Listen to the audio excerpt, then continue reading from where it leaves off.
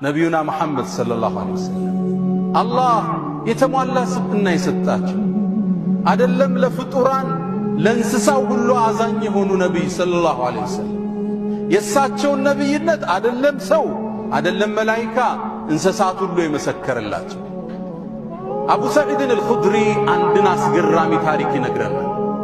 ነቢዩ ዐለይሂ ሰላቱ ወሰላም የመጀመሪያ ጥሪያቸውን መዲና ላይ ይዘው ሲነሱ ከመካ ወደ መዲና ሲሰደዱ መዲና ገጠር አካባቢ የሚኖር አንድ ፍየል ጠባቂ የተከሰተውን ክስተት ተርኮልናል።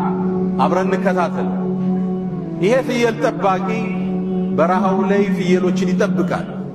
ድንገት አንድ ተኩላ ይመጣና አንዱን ፍየል ይዞበት ይሄዳል። እረኛውም ሩጦ ይሄድና ከተኩላው አፍ ፍየሏን ይመነጭቃትና ይዞራል። ልክ ዞር ሲል ተኩላው ጅራቱን እየቆላ እንደ ሰው ተናገረ።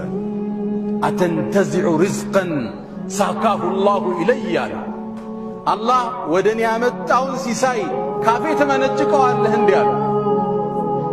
ገጠሬው ተገረመ፣ እረኛው ደነገጠ። እረኛው ምን አለ? እንዴት አንድ ተኩላ እንደ ሰው ልጅ ይናገራል ብሎ ደነገጠ። ከዛም ተኩላው ሌላ ቃል ደገመለት። ከዚህ የሚገርም ነገር ልንገርህ እንዲህ